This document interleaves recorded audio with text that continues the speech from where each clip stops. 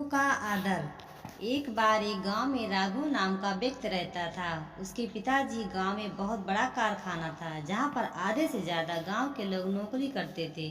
राघु के कारखाने में ही आधे से ज्यादा गांव वालों के घर का चूल्हा जलता था। जैसे जैसे राघव बड़ा हो रहा था, उसके पिताजी व्यवहार भी ज्यादा बढ़ रहा था। अब पहले से भी ज्यादा लोग कारखाने में काम करने लगे थे। छोटे बड़े सभी राघव के पिताजी का आदर सम्मान करते थे, और राघव के पिताजी भी छोटों से प्यार और बड़ों का आदर सम्मान करते थे। उन्हें पैसे का बिल्कुल भी घमंड नहीं था।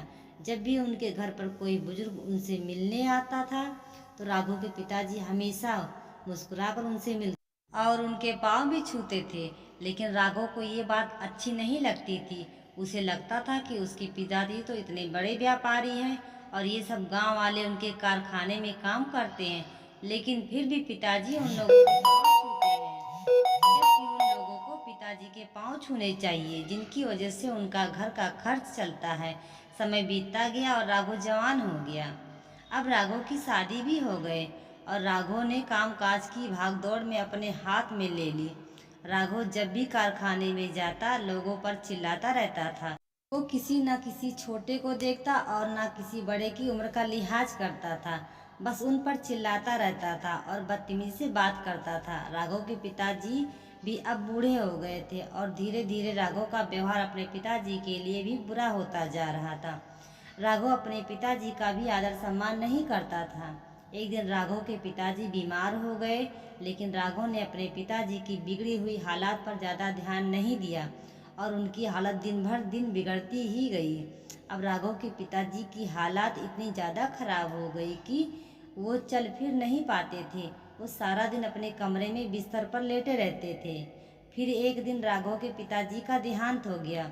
राघव धन दौलत कमाने में इतना ज़्यादा व्यस्त हो गया कि वो अपने से छोटों को प्यार और बड़ों का सम्मान बिल्कुल भूल ही गया था। उसे लगता था कि अगर उसके पास पैसा है तो उसके पास सब कुछ है, जिसकी वजह से सभी उसका आदर सम्मान करते थे। फिर कुछ सालों के बाद राघव के घर एक लड़के का जन्म हुआ, जिसका नाम उसने रवि रखा।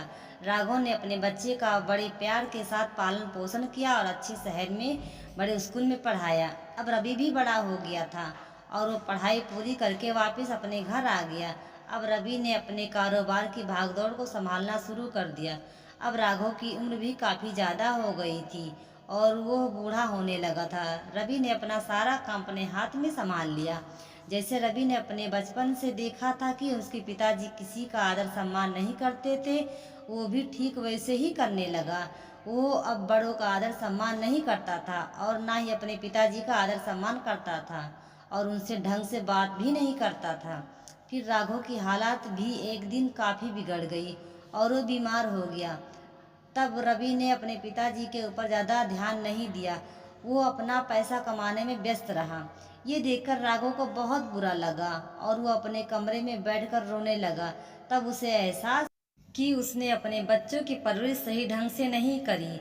वो खुद अपने से बड़ों का आदर सम्मान नहीं करता था, तो उसका बच्चा भी अपने से बड़ों का आदर सम्मान कैसे करेगा।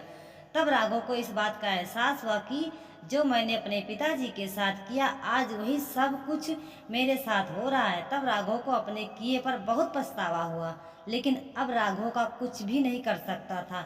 ना तो अपने पिताजी की सेवा कर सकता था, क्योंकि उसके पिताजी का तो बहुत साल पहले देहांत हो गया था, और ना ही अपने लड़के रवि को कुछ समझा भी नहीं सकता था।